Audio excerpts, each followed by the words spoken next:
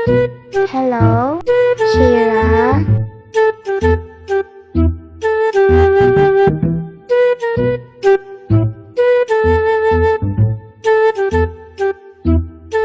Anak, may bisita ka sa labas. Papasukin mo na sila, may ginagawa ako. Wait lang po, may ginagawa po ako. Ako na nga gagawa.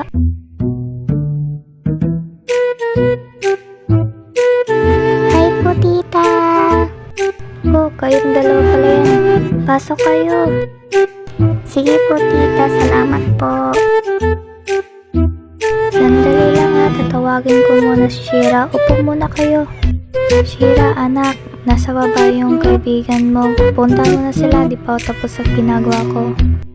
Ito na po. Papunta na.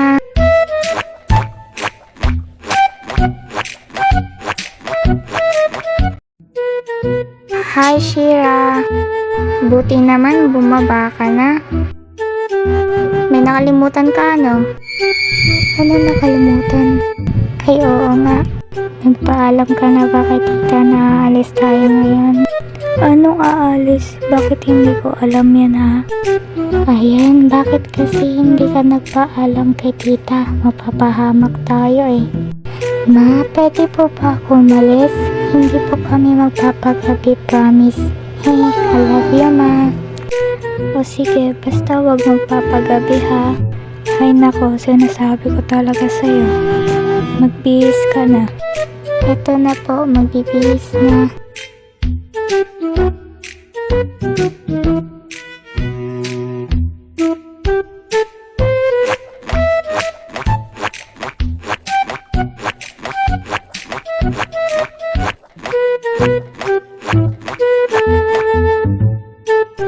Tara na, te. Mag-iingat kayo, ha? Sige po. Bye po, tita. Salamat po. Buti na lang pinayagan ka ni tita. Di ba naman kasi nagpaalam? Akala ko kasi hindi tuloy kaya hindi ako nagpaalam kay mama. Weh, hala, look at that. Saan? Ayun o, sa may pedestrian line. Bakit nakatayo lang siya dyan? Ewan ko sa'yo. Ba't kami tinatanong mo? Baka may hinihintay lang na kasama. Ay, oo nga. Ba't niya din kasi papansinin yan? Hindi naman natin kilala yan. OA ka lang talaga, Rachel. Sino hindi magiging OA kung ganyan yung suot? Nakaitim. Ang init-init ngayon tapos mag-iitim siya.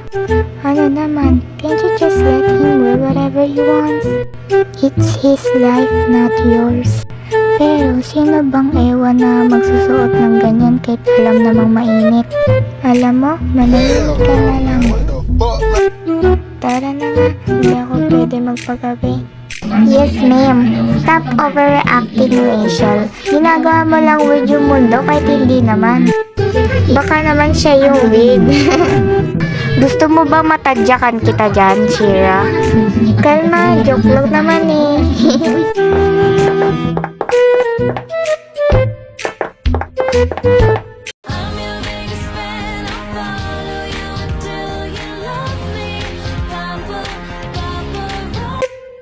O, sino bibili ng pagkain natin?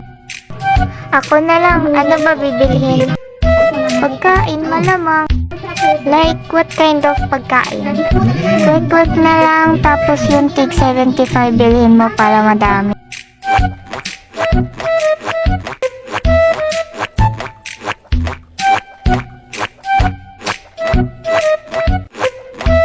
Pabili po ng kwek-kwek yung tig 75 pesos po.